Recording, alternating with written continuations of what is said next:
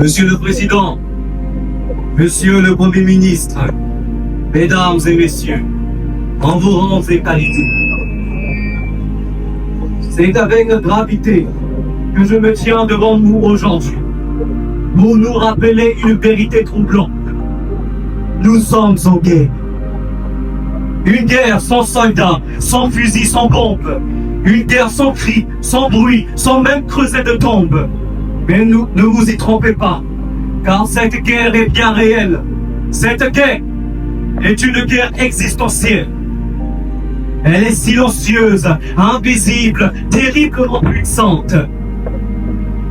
En effet, cette guerre a commencé depuis la colonisation. L'Africain a subi un véritable lavage de cerveau. On nous a dit que nos traditions venaient du diable. On nous a dit que notre couleur de peau était la plus fade.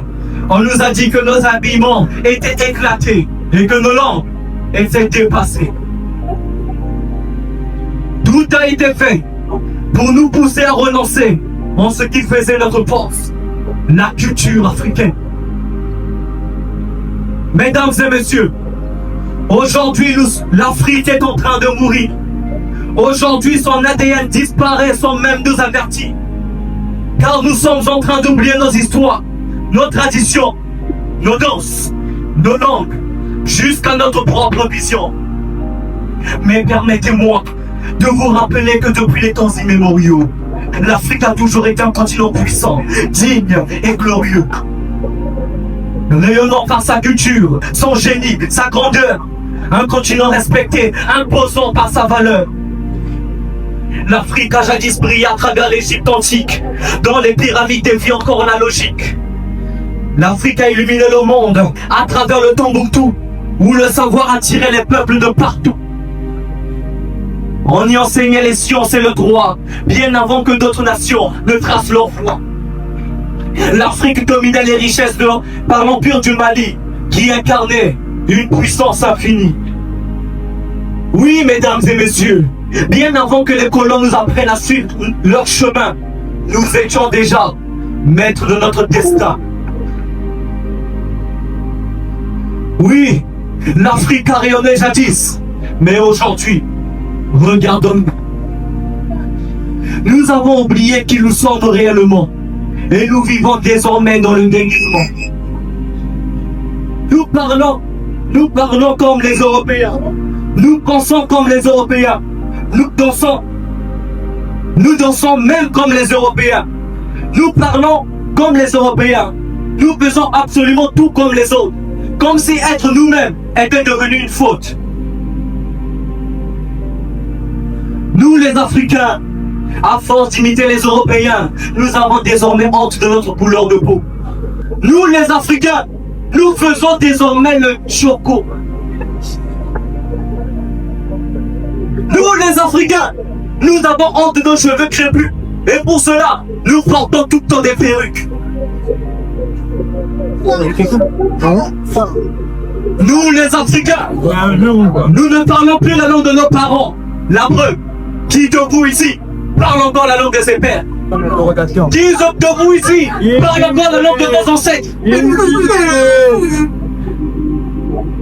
Qui de nous ici, lorsqu'il se regarde dans un miroir, il se dit je suis beau parce que je suis noir? Nous rejetons nos langues, nos racines, notre peau, comme si notre identité n'avait rien de beau. Nous passons notre temps à imiter les autres, et en les imitant, nous tuons notre mémoire. En les imitant, nous enterrons notre histoire. Mes chers compatriotes, ce qui fait la force d'un peuple, ce qui fait la puissance d'un peuple, ce n'est pas sa politique, ce n'est pas son économie, mais ce qui fait la puissance d'un peuple, c'est sa morale, c'est son éthique, c'est sa culture. Car la culture est l'âme d'un peuple, et un peuple sans âme est un cadavre. Et un cadavre ne peut ni se développer, ni se battre.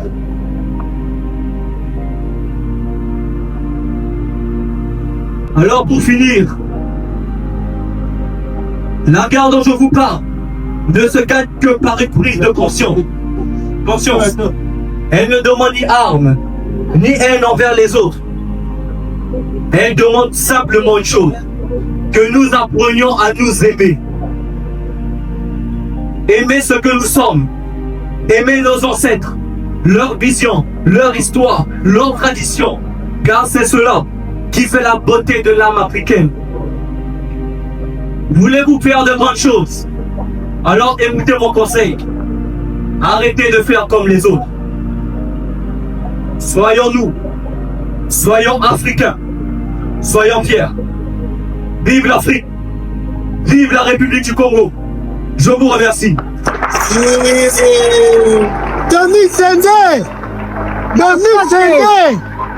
Dominique Sendé!